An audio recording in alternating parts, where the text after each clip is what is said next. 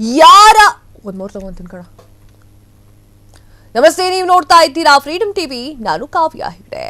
ಖಡಕ್ ಆರ್ಸಿ ಆದಿತ್ಯ ಬಿಸ್ವಾಸ್ ಆದೇಶಕ್ಕೆ ಕ್ಯಾರೆ ಅನ್ನದಂತಹ ಬೆಂಗಳೂರು ಜಿಲ್ಲಾಡಳಿತ ಎಸಿ ಅಪೂರ್ವ ಕಾನೂನು ಬಾಹಿರ ಆದೇಶಗಳ ವಿರುದ್ಧ ಈವರೆಗೂ ಕೂಡ ಎಫ್ಐಆರ್ ಇಲ್ಲ. ಎಫ್ಐಆರ್ ಮಾಡಿ ಅಂದ್ರೆ ಉಲ್ಟಾ ಹೊಡೆದಿದ್ದಾರೆ ಬೆಂಗಳೂರು ಡಿಸಿ ಜಗದೀಶ್. ಕಸದ ಬುಟ್ಟಿಗೆ ಆರ್ಸಿ ಆದೇಶ, ರಂಗೋಲಿ ಕೆಳಗೆ ತೂರಿ ಸರ್ಕಾರಕ್ಕೆ ವಾಪಸ್ ಪತ್ರ.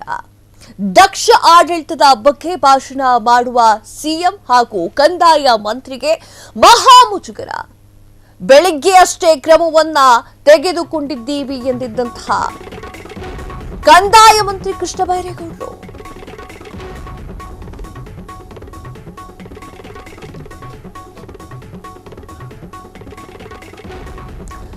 ಎಸ್, ಖಡಕ್ ಆರ್ಸಿ ಆದಿತ್ಯ ಬಿಸ್ವಾಸ್ ಆದೇಶಕ್ಕೆ ಯಾರು ಕೂಡ ಕ್ಯಾರೆ ಅಂತ ಹೇಳ್ತಾ ಇಲ್ಲ.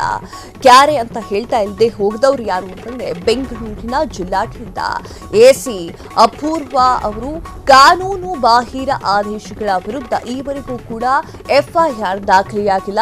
ಎಫ್ಐಆರ್ ಮಾಡಿ ಅಂತ ಅಂದ್ರೆ ಉಲ್ಟಾ ಹೊಡಿತಾ ಇದ್ದಾರೆ ಬೆಂಗಳೂರಿನ ಡಿಸಿ ಜಗದೀಶ್ ಅವರು. ಕಸದ ಬುಟ್ಟಿಗೆ ಆರ್ಸಿ ಆದೇಶವನ್ನು ಹಾಕಿದ್ದಾರೆ.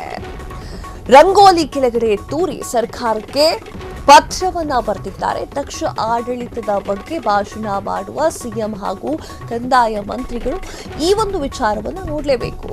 ಅವರಿಗೆ ಮಹಾ ಮುಜುಗರ ಅಂತ ಹೇಳಿದ್ರೆ ತಪ್ಪಾಗಲ್ಲ. ಬೆಳಿಗ್ಗೆ ಅಷ್ಟೇ ಕ್ರಮವನ್ನ ತೆಗೆದುಕೊಂಡಿದ್ದೀವಿ ಅಂತ ಹೇಳಿದಂತಹ ಕಂದಾಯ ಮಂತ್ರಿ ಕೃಷ್ಣ ಬೈರೇಗೌಡರು ಈಗ ನೋಡಿದ್ರೆ ಯಾವುದೇ ಕ್ರಮವನ್ನ ಕೈಗೊಂಡಿಲ್ಲ. ಹಳ್ಳ ಹಿಡಿದಿದೆ ಆಡಳಿತ. ಸಿದ್ದರಾಮಯ್ಯ ಅವರೇ ಒಂದ್ಸಲ ಗಮನ ಬಿಟ್ಟು ಈ ಒಂದು ವಿಚಾರವನ್ನ ನೀವು ನೋಡ್ಲೇಬೇಕು. ಖಡಕ್ ಆರ್ಸಿ ಆದಿತ್ಯ ಬಿಸ್ವಾಸ್ ಆದೇಶವನ್ನೂ ಕೂಡ ಕ್ಯಾರೆ ಅಂತ ಇಲ್ಲ ಅಂತಂದ್ರೆ ನೀವೇ ಲೆಕ್ಕ ಹಾಕಿ ಬೆಂಗಳೂರಿನ ಜಿಲ್ಲಾಡಳಿತ ಯಾವ ರೀತಿಯಾಗಿದೆ ಅಂತ. ಎಸಿ ಅಪೂರ್ವ ಕಾನೂನು ಬಾಹಿರ ಆದೇಶಗಳ ವಿರುದ್ಧ ಈವರೆಗೂ ಕೂಡ ಯಾಕೆ ಎಫ್ಐಆರ್ ಅನ್ನ ದಾಖಲೆ ಮಾಡಿಲ್ಲ ಎನ್ನುವಂಥದ್ದು. ಎಫ್ಐಆರ್ ಮಾಡಿ ಅಂತಂದ್ರೆ ಉಲ್ಟಾ ಹೊಡಿತಿದ್ದಾರೆ. ಯಾವ ಕಾರಣಕ್ಕೆ ಉಲ್ಟಾ ಹೊಡಿತಿದ್ದಾರೆ? ಡಿಸಿ ಜಗದೀಶ್ ಅವರು ಕಸದ ಬುಟ್ಟಿಗೆ ಆರ್ಸಿ ಆದೇಶವನ್ನ ಹಾಕಿದ್ಯಾಕೆ? ಇವೆಲ್ಲ ಪ್ರಶ್ನೆಗಳು ಕೂಡ ಈಗ ಮೂಡಿರುವಂತದ್ದು. ದಕ್ಷ ಆಡಳಿತದ ಬಗ್ಗೆ ಭಾಷಣ ಮಾಡುವಂತಹ ಸಿಎಂ ಹಾಗೂ ಕಂದಾಯ ಮಂತ್ರಿಗಳು ಈ ವಿಚಾರವನ್ನ ನೀವು ನೋಡ್ಲೇಬೇಕು.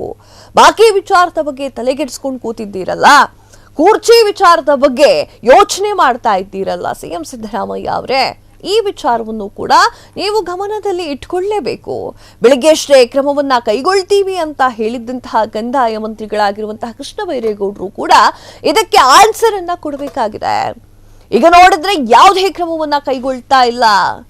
ಆಡಳಿತ ಹಳ್ಳ ಹಿಡಿದು ಹೋಗಿದೆ. ಇದಕ್ಕೆಲ್ಲ ಉತ್ತರಗಳು ಬರಲೇಬೇಕು. ಯಾಕೆ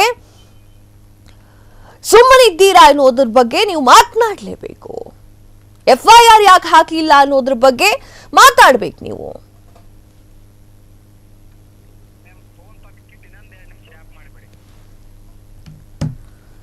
ಎಸ್, ಸಿಎಂ ಸಿದ್ದರಾಮಯ್ಯ ಅವರು ಈಗ ಕುರ್ಚಿ ವಿಚಾರವಾಗಿ ತಲೆಗೆಡಿಸಿಕೊಂಡಿದ್ದಾರೆ.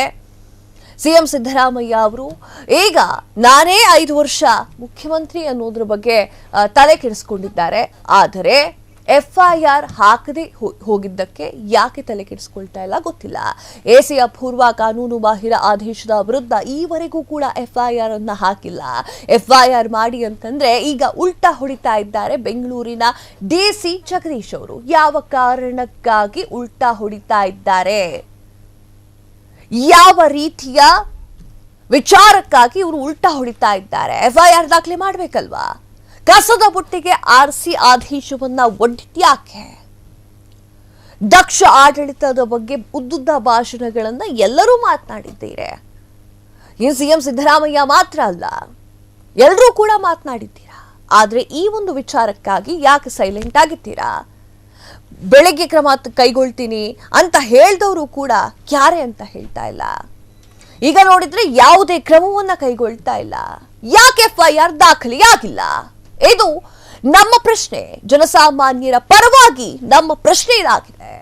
ಇದಕ್ಕೆ ಉತ್ತರವನ್ನ ನೀಡಲೇಬೇಕು.